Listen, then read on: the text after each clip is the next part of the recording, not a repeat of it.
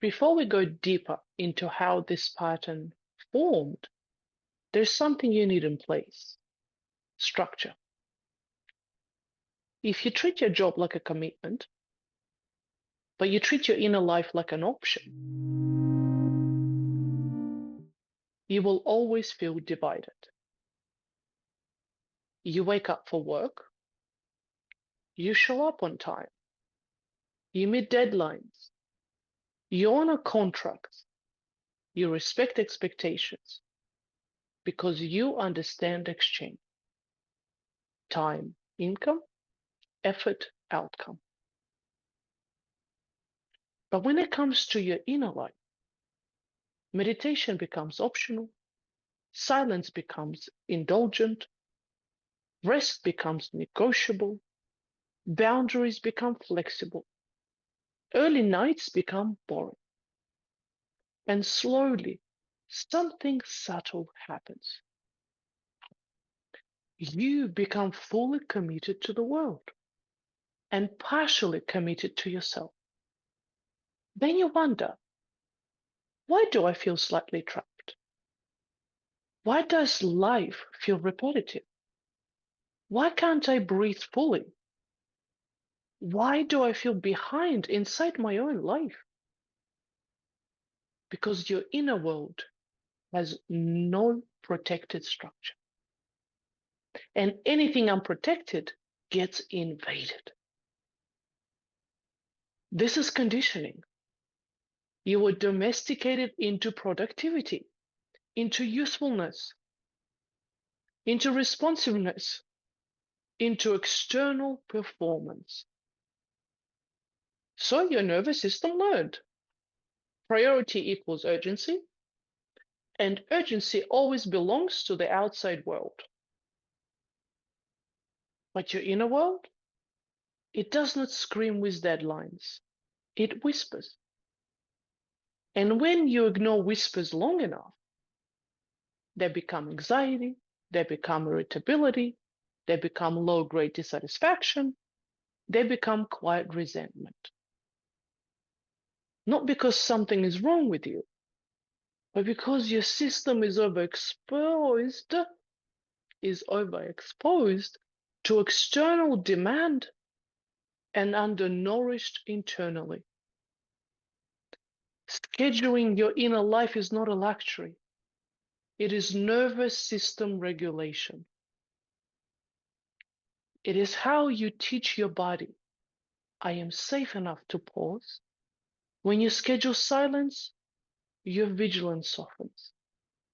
When you protect mornings, your mind slows. When you turn off technology, the background noise reduces. When you leave a party early, you are not rejecting joy. You are protecting coherence. And coherence is peace. This isn't about becoming harsh with yourself. It is not about rigid control. It is not about punishing pleasure.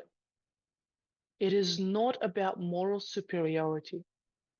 Structure, when healthy, creates softness. When you schedule time at the beach, your body unwinds. When you wait for sunrise, your mind quiets. When you leave the phone at home, your nervous system recalibrates. When you say no to something misaligned, your boundaries strengthen without armor. Gentleness requires protection. Softness requires structure. Silence requires enforcement. Without structure, your inner life gets drowned out. With structure, your inner voice becomes audible.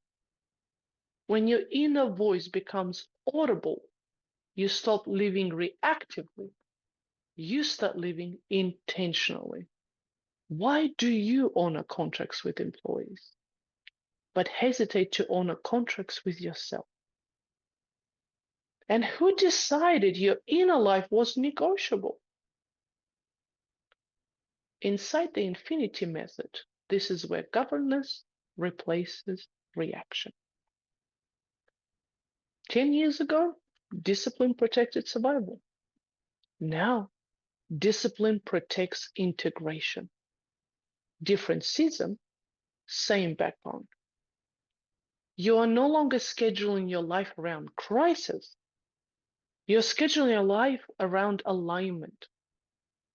Commitment to inner work is not hustle.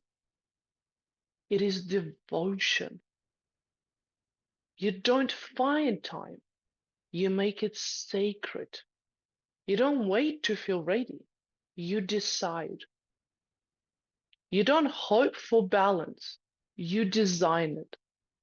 And something powerful happens when you consistently protect your inner life. You stop resenting the world because you are no longer abandoning yourself inside it.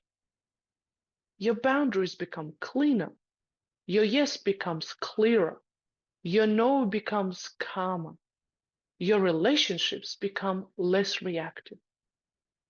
Your mind becomes less noisy. Your body becomes less braced. And the world finally meets the real you. Not the overextended one, not the hyper responsible one, the integrated one. You don't lack discipline. You lack devotion to your inner life. And devotion is a decision.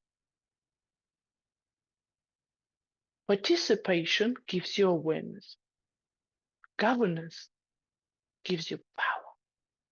Next week, we begin phase 1. Not from chaos, from coherence.